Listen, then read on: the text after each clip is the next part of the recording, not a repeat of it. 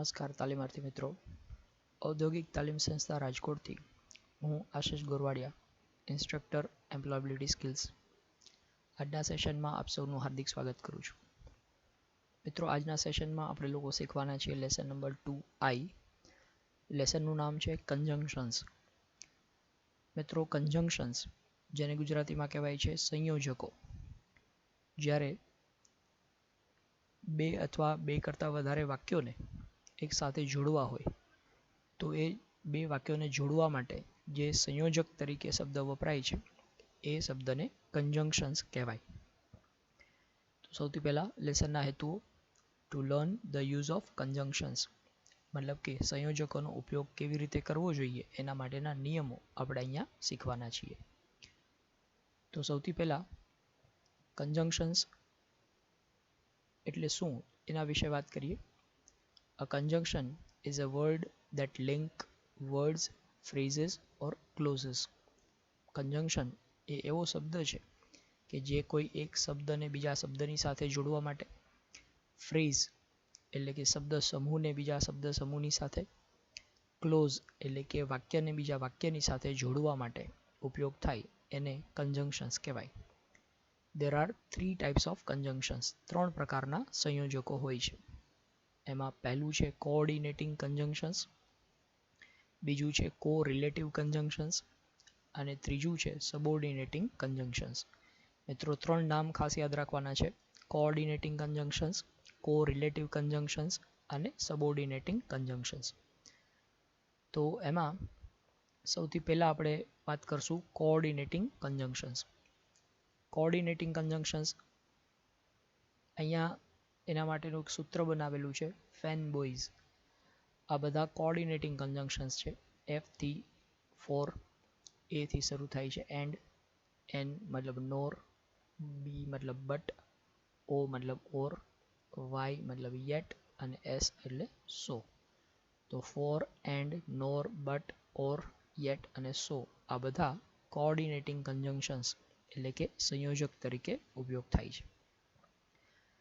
When using a conjunction to join two sentences, use a comma before the conjunction. જ્યારે બે શબ્દોનો બે વાક્યોને જોડવા માટે જ્યારે આ કન્જંક્શનનો ઉપયોગ કરીએ તો પહેલું વાક્ય પૂરું થાય એના પછી કોમા કરી અને ત્યાર પછી આ કન્જંક્શન મૂકવાનું આવે અને ત્યાર પછી બીજું વાક્ય લખવાનું આવશે. કોઓર્ડિનેટિંગ કન્જંક્શન્સ may join single word, મતલબ એક શબ્દને બીજા શબ્દની સાથે જોડવાનું કામ કરે છે. They may join group of words, મતલબ શબ્દ સમૂહને બીજા શબ્દ સમૂહની સાથે જોડવાનું કામ કરે છે.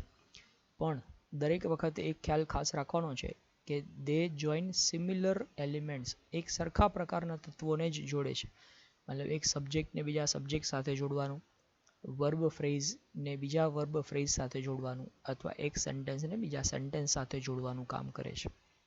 મતલબ એવું ન થઈ શકે કે એક સબ્જેક્ટ અને વર્બ ફ્રેઝ આમ જોઈન ન થઈ શકે. એક સબ્જેક્ટ અને એક સેન્ટેન્સ આવું જોઈન ન થઈ શકે. બે એક સરખા એલિમેન્ટ હોવા જોઈએ. સબ્જેક્ટની સાથે સબ્જેક્ટ હોવું જોઈએ, વર્બ ફ્રેઝની સાથે વર્બ ફ્રેઝ હોવું જોઈએ, સેન્ટેન્સની સાથે સેન્ટેન્સ હોવું જોઈએ. તો આને જોઈન કરવા માટે જે સંયોજકનો ઉપયોગ થાય છે એને કોઓર્ડિનેટિંગ કન્જંક્શન્સ કહેવાય. ઉદાહરણથી સમજીએ તો વધારે ખ્યાલ આવશે. સૌથી પહેલાં we have tickets for symphony and opera. તો અહીંયા જુઓ બે શબ્દોને જોઈન કર્યા એન્ડથી. અમારી પાસે ટિકિટ છે શેની? તો સિમ્ફની માટેની પણ છે અને ઓપેરા માટે પણ છે. તો બે શબ્દોને જોડવા માટે એન્ડનો ઉપયોગ અહીંયા થયો. ત્યારબાદ the orchestra rehearses on Tuesday but the chorus rehearses on Wednesday. ઓર્કેસ્ટ્રાનું રિહર્સલ છે એ ટ્યુઝડેના થાય છે, કોરસનું રિહર્સલ છે એ વેનસડેના થાય છે. તો બે અલગ અલગ સેન્ટેન્સ છે એ બે સેન્ટેન્સને જોડવા માટે અહીંયા બટનો ઉપયોગ થયો છે. ત્યારબાદ have you seen or heard the opera by Scott Joplin. તમે સ્કોટ જોપ્લિનનું ઓપેરા જોયું કે સાંભળ્યું છે? તો અહીંયા ઓરનો મતલબ અથવા અથવા કે એવો મતલબ થઈ શકે. તો અહીંયા બે વર્બને અહીંયા જોઈન કરવા માટે ઓરનો ઉપયોગ થયો, સીન અને હર્ડ. તો બે વર્બને જોઈન કરવા માટે અહીંયા ઓર કન્જંક્શન તરીકે ઉપયોગ થયું છે. I wanted to sit in the front of the balcony. હું બાલ્કનીમાં પહેલા બેસવા માંગતો હતો. So I ordered my tickets early. તેથી મેં મારી ટિકિટ વહેલા બુક કરાવી દીધી.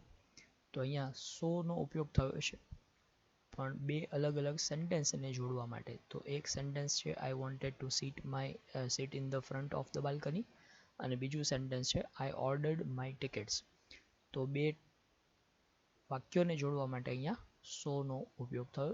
આ કોઓર્ડિનેટિંગ કન્જંક્શન્સ છે. ત્યારબાદ નેક્સ્ટ આપણે વાત કરીએ તો કોરિલેટિવ કન્જંક્શન્સ. કોરિલેટિવ કન્જંક્શન્સ એ કેવી રીતે કામ કરશે તો એના માટેના અલગ અલગ ઉદાહરણો જોઈએ. બોથ એન્ડ આ કોઓર્ડિનેટિવ કન્જંક્શન્સ છે. Not only but also a પણ કોરિલેટિવ કન્જંક્શન છે. આઈધર ઓર, નાઈધર નોર, વેધર ઓર આ બધા કોરિલેટિવ કન્જંક્શન્સ છે. કોરિલેટિવ કન્જંક્શન્સ એ હંમેશા પેરમાં ઉપયોગ થાય છે, મતલબ આ બધા જ જોડીમાં જ વપરાશે. ખાલી બોથ ન વાપરી શકાય કે ખાલી એન્ડ ન વાપરી શકાય, બે સાથે જ વાપરવાનું. નોટ ઓનલી એકલું ન વાપરી શકાય, નોટ ઓનલી સાથે બટ ઓલ્સો જ વાપરવાનું રહેશે. મતલબ કે આ દરેક સંયોજક હંમેશા જોડીમાં જ વર્ક કરે છે. દે જોઈન સિમિલર એલિમેન્ટ્સ, આપણે આગળ જે વાત કરીએ એ પ્રમાણે અહીંયા પણ એક સરખા પ્રકારના એલિમેન્ટને જ જોઈન કરવા માટે ઉપયોગમાં થશે. When joining singular and plural subjects, the subject closest to the verb determines whether the verb is singular or plural. મતલબ જ્યારે તમે એકવચન અને બહુવચન આવી રીતે વાક્યને જોડો છો તો એકવચનનો કર્તા અને બહુવચનનો કર્તા બે અલગ અલગ હોય. તો જે તમે વર્બની સૌથી નજીકનો કર્તા છે એ એકવચનનો હોય તો વર્બ એકવચનનું લગાડવું પડશે, અને વર્બની નજીકનો કર્તા જો બહુવચનનો હોય તો બહુવચનનું વર્બ લગાડવું પડશે. ઉદાહરણથી સમજીએ તો વધારે ખ્યાલ આવશે. કોરિલેટિવ કન્જંક્શનના ઉદાહરણમાં સૌથી પહેલી વાત કરીએ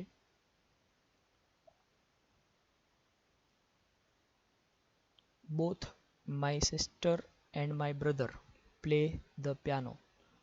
મતલબ મારી બહેન અને મારો ભાઈ બંને પિયાનો પ્લે કરે છે. તો બોથ એન્ડનો ઉપયોગ થયો. તો પહેલો કર્તા છે માય સિસ્ટર અને બીજો કર્તા છે માય બ્રધર. તો અહીંયા બે કર્તાને જોડવા માટે બોથ એન્ડનો ઉપયોગ થયો. ત્યારબાદ આઈધર ખુશી ઓર દિયા વિલ જોઈન અવર ક્લાસ. કાં તો ખુશી અથવા તો દિયા આપણો ક્લાસ જોઈન કરશે. તો આઈધર ઓર બેમાંથી કોઈ એક એવો મતલબ દર્શાવવો હોય ત્યારે આઈધર ઓરનો ઉપયોગ થાય. બંને એવો મતલબ દર્શાવવો હોય ત્યારે બોથ એન્ડનો ઉપયોગ થશે. ત્યારબાદ neither Rahul નોર Reena came to the party. બેમાંથી એક પણ નહીં એવો મતલબ દર્શાવવા માટે નાઈધર નોરનો ઉપયોગ થાય.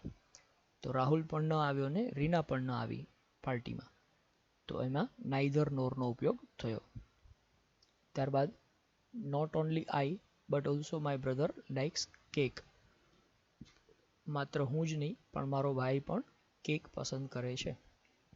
તો અહીંયા નોટ ઓનલી બટ ઓલ્સો, માત્ર આ જ નહીં તે પણ એવો મતલબ દર્શાવવા માટે નોટ ઓનલી બટ ઓલ્સોનો ઉપયોગ થશે. ત્યારબાદ સબોર્ડિનેટિંગ કન્જંક્શન્સ.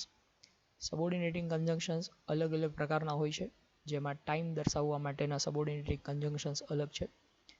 અહીંયા ટાઈમ માટે after, before, when, while, since અને અન્ટિલ આ સમયદર્શક સબોર્ડિનેટિંગ કન્જંક્શન્સ છે.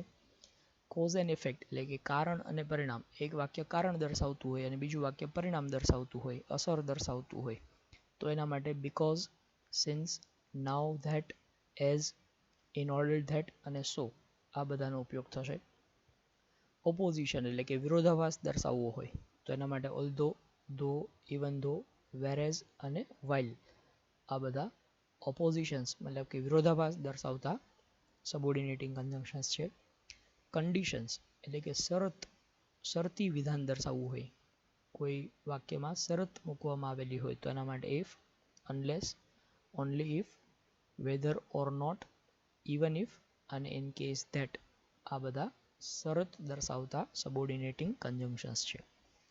તો જોઈએ આપણે એક પછી એક ઉદાહરણમાં. we are going out to eat after we finish the test. તો અહીંયા આફ્ટર શબ્દનો ઉપયોગ થયો એટલે કે સમયદર્શક કોઓર્ડિનેટિંગ સબઓર્ડિનેટિંગ કન્જંક્શન અહીંયા ઉપયોગ થયું. Since we have lived in Atlanta, we have gone to every exhibition at the new museum. Since એટલે અહીંયા કારણ કે એવો મતલબ થયો છે. કારણ કે અમે એટલાન્ટામાં રહીએ છીએ એટલા માટે we have gone to every exhibition at new museum. નવા મ્યુઝિયમમાં થયેલા બધા એક્ઝિબિશનમાં અમે ભાગ લીધો છે. Although the line was long and the wait over 2 hours, the exhibition was worth it. મતલબ અહીંયા વિરોધાભાસ દર્શાવવામાં આવે છે કે લાઈન છે બહુ લાંબી હતી, 2 કલાકનું વેઇટિંગ હતું, પણ તેમ છતાંય એક્ઝિબિશન જોવા જેવું હતું. તો વિરોધાભાસ દર્શાવવા માટે although નો ઉપયોગ થયો. Even if you have already bought your ticket, you will still need to wait in the line. તમને તમારી ટિકિટ મળી ગઈ છે તેમ છતાં પણ તમારે લાઇનમાં ઊભું રહેવું પડશે. તો આ પણ વિરોધાભાસ દર્શાવવા માટે even if નો ઉપયોગ થયો. I love Aditi's works because she uses color so brilliantly. મને અદિતિનું કામ ગમે છે કારણ કે તેણી કલરનો ઉપયોગ ખૂબ જ સારી રીતે કરે છે. તો અહીંયા કારણ અને પરિણામ દર્શાવવા માટે બીકોઝનો ઉપયોગ થયો. તો આ બધા સબઓર્ડિનેટિંગ કન્જંક્શન્સ છે. તો આ બધા જ કન્જંક્શન્સનો ઉપયોગ આપણે ધ્યાનપૂર્વક સાંભળવાનો છે, સમજવાનો છે અને આપણી નોટબુકમાં નોંધી લેવાના છે.